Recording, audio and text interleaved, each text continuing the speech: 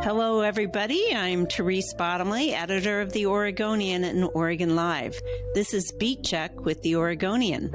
Today, I'm talking to Samantha Swindler about her recent 12-part series about a missing crow.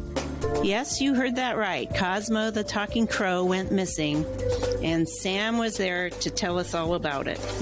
Sam, welcome back to Beat Check. Thanks. It's good to talk with you.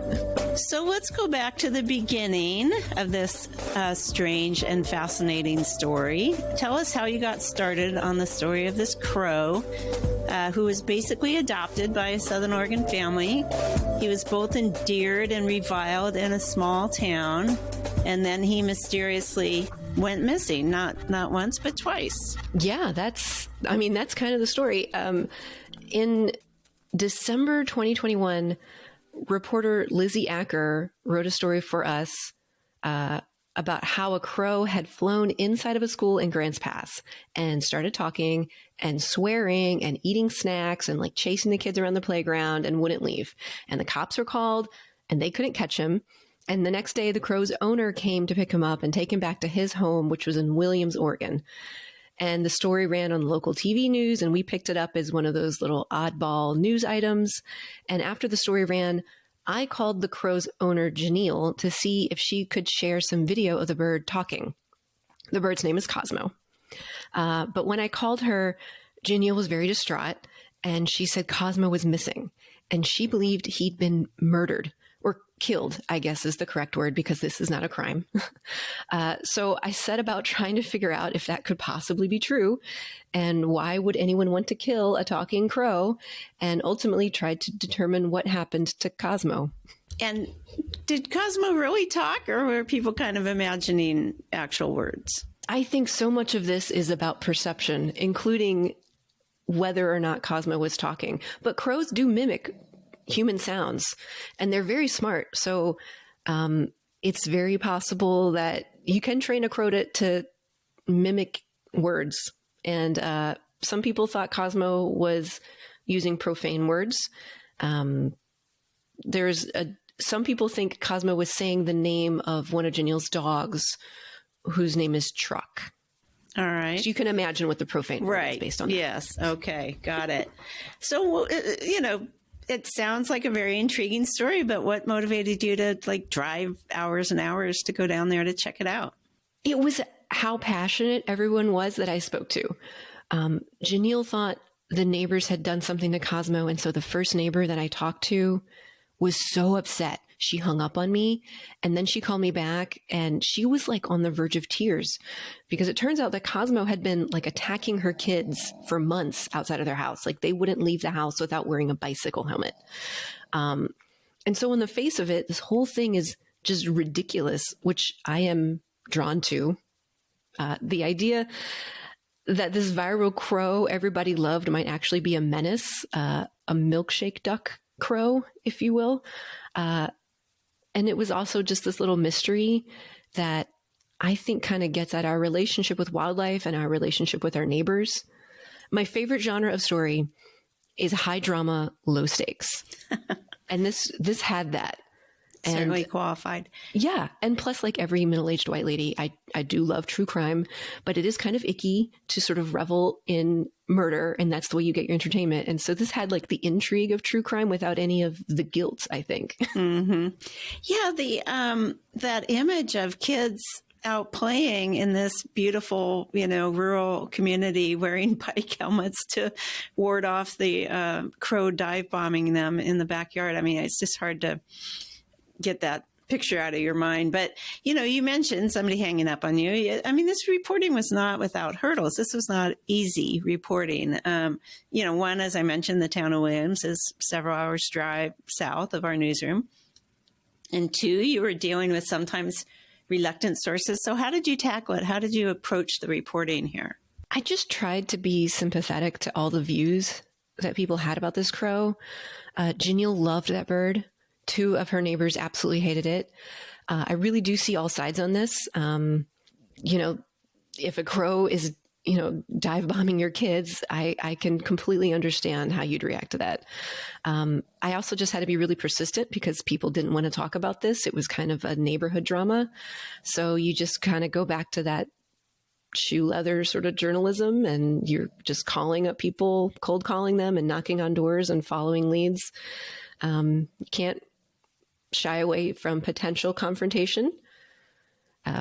But that's sort of the job sometimes. I think one of your tapes, you say, "I'm here writing about the crow." Somebody said, "Still?" Yeah. So what do you think this story says about humans and our need to anthropomorphize animals, make them into little humans and give them personality traits and name them and, consider them parts of our family? I mean, what does it say about the human condition? One of the things that I thought was super interesting is that the people who loved Cosmo would say, oh, he loves to play with kids. He loves to swoop down and chase and play with them. And then the people who hated Cosmo would say, oh, he hated kids. He would swoop down and attack them. And they're describing the exact same thing that the bird was doing, but they were perceiving it very differently. And I think it was interesting that people were assigning motives to the bird, which crows are really smart. So I don't know what Cosmo was actually thinking, but it's interesting how we assign motives to animals.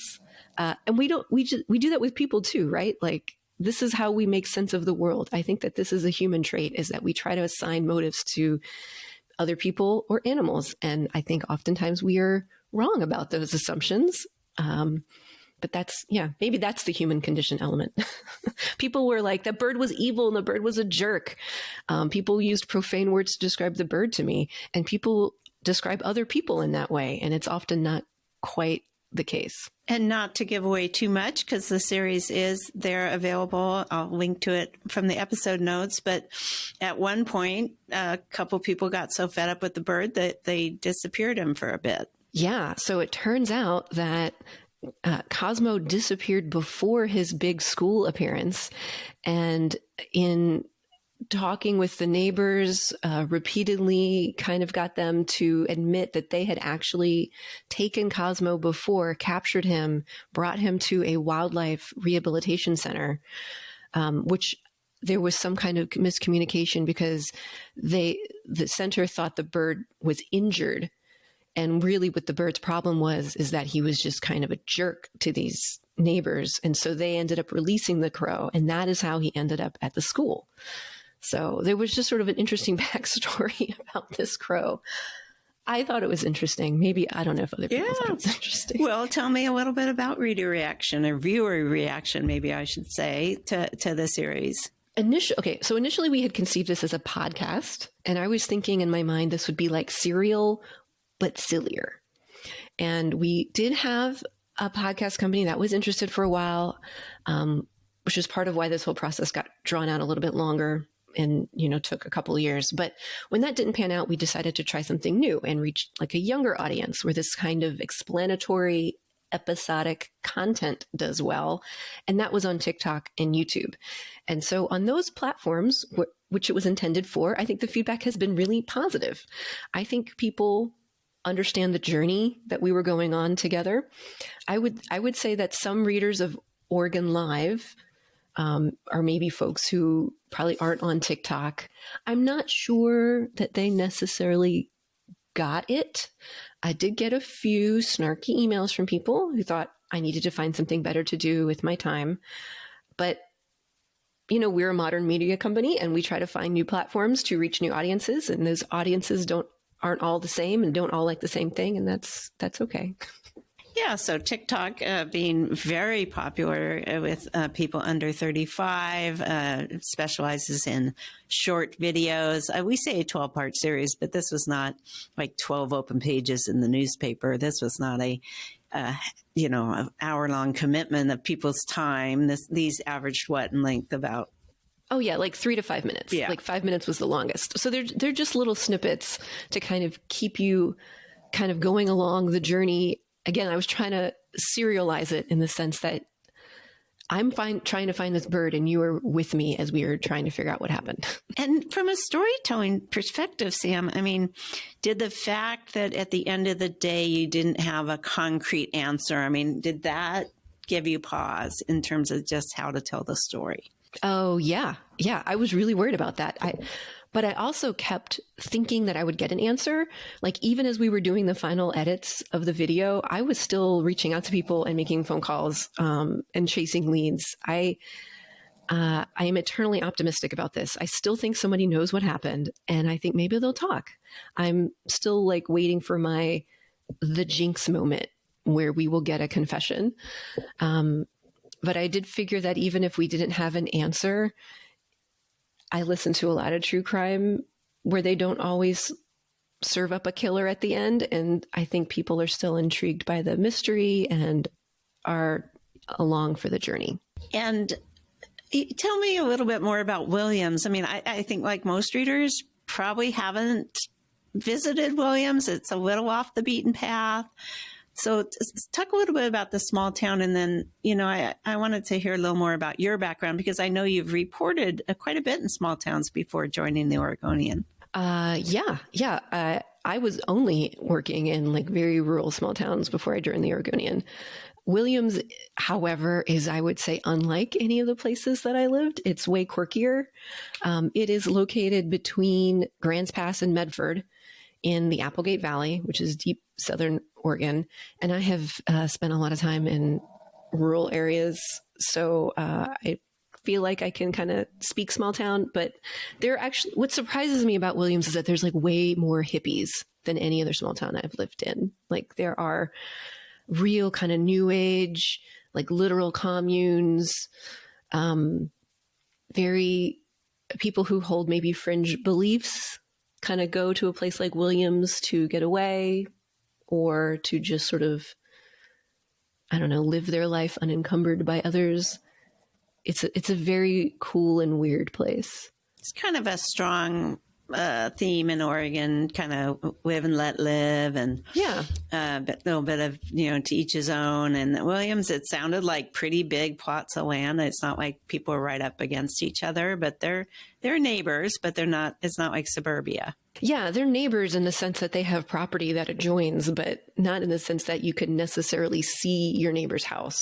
Yeah, and lots of wildlife. And you talked about this in the series that, certainly the people who work in wildlife management don't appreciate habituating or feeding wild animals. And then there are people who have big hearts and might see a bird or an animal they think needs help and try to help. And it's a bit of a cultural divide there too, as well. I also think, some of this has to do with, resources. I mean, are you able to, not everybody knows you're supposed to contact a wildlife handling professional to do all these things. And when you're out in the middle of nowhere, like, that's not really the first thing that's going to come to your mind. There were a lot of people, like, the interactions that we have with animals was a recurring theme with a lot of people that I talked to. There was a person who is not a vet, but does a lot of sort of clandestine veterinary care for people in this area. And there are a couple of different ways to look at this, right? This is a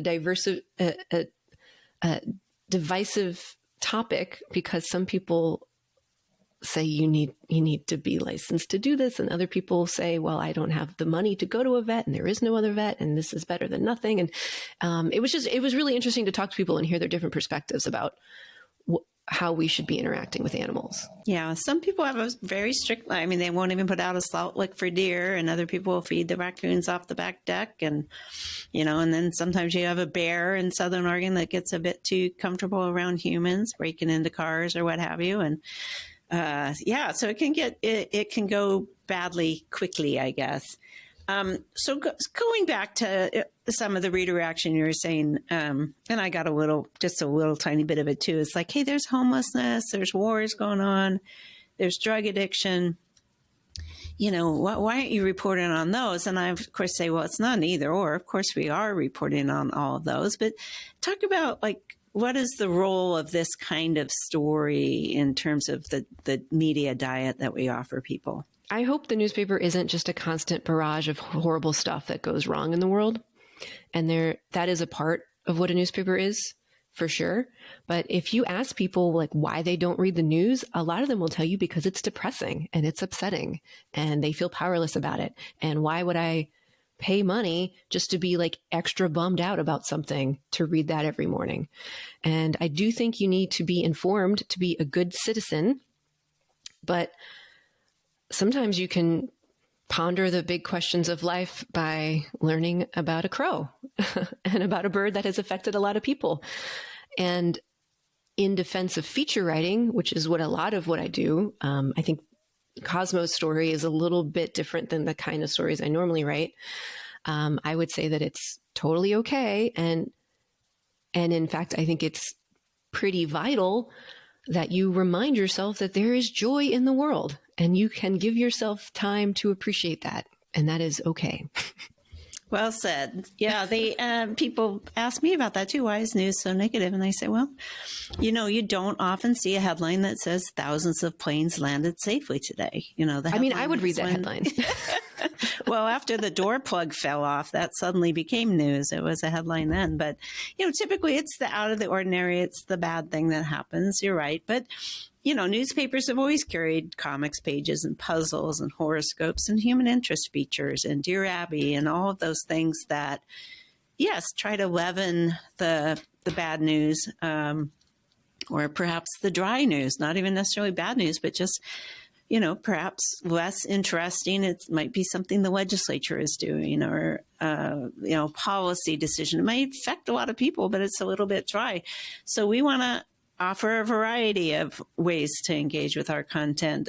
Here is Oregon. You work for Here is Oregon. That's our channel for features. It highlights the good, the offbeat, the lighter fare that celebrates the people and places of Oregon. When I became editor 5 years ago, I said, I wanted to do three things: have a robust daily news report, have consequential watchdog journalism, and celebrate the people in the place that we live in. And that is what Here is Oregon does so well. So what's next for you, Sam? What's on your plate? Probably done with birds for a while. Do you want me to just tell you what stories I'm working on? I mean, right now I'm working on it's the 100th anniversary of the Portland Youth Philharmonic, which is the oldest youth philharmonic in the country. I find that very surprising. And then I am trying to travel a little bit for the Here is Oregon section and get outside of Portland. And so I'm planning to go to the Short Circuit House in Astoria, which is an Airbnb, where they filmed some of the scenes of that movie from the 80s. And then I'm planning to go down to North Bend in Coos County. And there's a theater there that is also turning 100, and they're doing a local spoof of the movie Anchorman is their next play. So I'm going to go check that out. There's lots of cool and interesting and quirky stuff that happens all over the state. Portland does not have a monopoly on weird. Yeah, that sounds terrific. Well, we look forward to more stories. Thank you so much, Sam. And with that, we'll call it a wrap. Thanks so much for listening to Beat Check with the Oregonian. If you like this show, give us a 5-star rating and review in Apple Podcasts. It really helps people find the show. Tell a friend, help spread the word.